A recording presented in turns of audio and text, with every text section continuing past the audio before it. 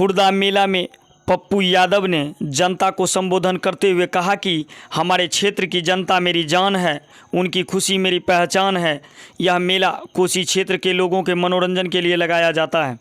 कोसी क्षेत्र में कई ऐतिहासिक मेला लगता है और जब तक मैं रहूँगा अपने क्षेत्र के लोगों के लिए ऐसे मेला का आयोजन करता रहूँगा। उन्होंने कहा कि खुर्दा मेला आम आदमी के मुस्कान के लिए है। उन्होंने राजगीर के बाद सिंहेश्वर और उसके बाद खुर्दा मेला को महत्व दिया। इसके साथ ही उसने समसामयिक घटना की बात भी कही। आइए सुनते हैं आगे की बात कि वो खुर्दा मेला क्यों लगाते हैं कोसी क्षेत्र में। नमस्कार, आप देख रहे हैं दीन प्रभात मिथुन रंजन के साथ। लगता था मेरे दादा के द्वारा, कभी बगल में एक मेला और यहाँ रामनवमी में लगता था, कभी बगल में करवेली में एक मेला लगता था। तो हमारे यहाँ 2-3 मेला की परंपरा थी और आज भी वो कहीं न कहीं प्रयास रहता है कि वो लगे, लेकिन वो औपचारिकता सी हो गई है। तो ये खुर्दा मेला की एक पहचान आम आदमी के जीवन के मुस्कुराहट की है। यहाँ लोग जो आते हैं, जैसे मैं धन्यवाद देना चाहूंगा शोभा थिएटर के मालिक जो आए हैं क्या, उनको भी, और जिन्होंने राजगीर के बाद और सिंहेश्वर के बाद उन्होंने खुर्दा को में थिएटर लगाने का एक प्रयास किया। मेला कई समावेशी विचार से लगता है और किसी न किसी बहाने लगता है। पूजा लोगों की एक जीवन की आराध्य शक्ति है। लोगों की मान्यता है, अपने तरीके से हर तरह के पर्व को लोग मनाते हैं और उसी में एक खूबसूरती है सारी चीजों की। 20 तारीख से 30 तारीख तक ये मेला यहाँ रहेगा। 30 तारीख तक 31 तारीख तक शोभा थिएटर यहाँ चलेंगे। 24 और 26 को कार्यक्रम है।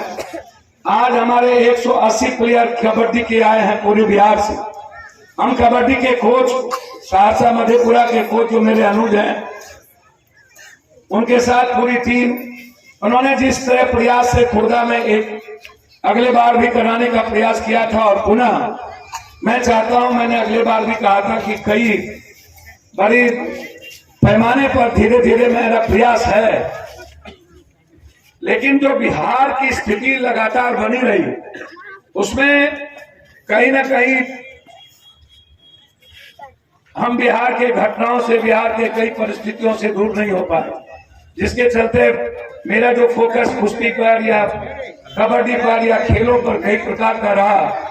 हम हमेशा, मेरे मन में होता है कि एक प्रयास किया जाए, लेकिन हर दिन कोई न कोई नई घटना, हर दिन सामाजिक परिस्थितियां, हर दिन एक ऐसा जो व्यवस्था है सरकार की, जिस तरीके से बिहार या देश में लगातार कुछ न कुछ घटना घटित हो जाती है। और अभी पूरी दुनिया, जैसे इजराइल और हमास की लड़ाई में पूरी थर्ड वार की ओर हम लोग चल चुके हैं। कतर अलग है, ईरान, कतर से लेकर के सब लोग और पूरी दुनिया। मैं कभी कभी कहता हूं कि ये दुनिया इतनी कमजोर है क्यों डरती है ये दुनिया किसी सही बात बोलने से। अभी 500 बच्चे मर गए।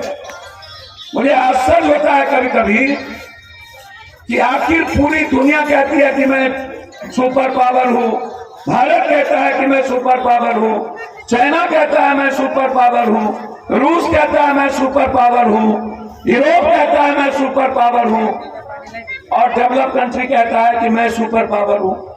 मुझे इस बात का आश्चर्य होता है कि हम इतने कमजोर हैं क्यों। चारों तरफ चाइना, भूटान से लेकर, नेपाल से लेकर, बांग्लादेश से लेकर, बलूचिस्तान से लेकर, वियतनाम से लेकर, अंडमान निकोबार, पाकिस्तान से लेकर बेस बना चुका है भारत पर हमले के लिए। मैं बार बार कहता हूं कि दुनिया का सबसे ज्यादा यदि कोई हमला करेगा भारत पर कभी, तो चाइना एक ऐसा मुल्क है जो भारत के खिलाफ खड़ी होगी। अब उसको ये समझ में नहीं आता है कि हमारे भारत के नेता कभी इंटरनेशनल नेशनल पॉलिसी पर बात नहीं करते। मैं परसों 25 तारीख को मेरा इसी पर आज भारत में बहस है 10:30 बजे पूरी इंटरनेशनल पॉलिसी पर। तो है अगर कौन से अरे भाई रुका स्वागत जो तो इसीलिए मैं कहता हूं कि छोटी छोटी घटनाओं के चलते जिला पार्षद भी लोग खड़े हैं।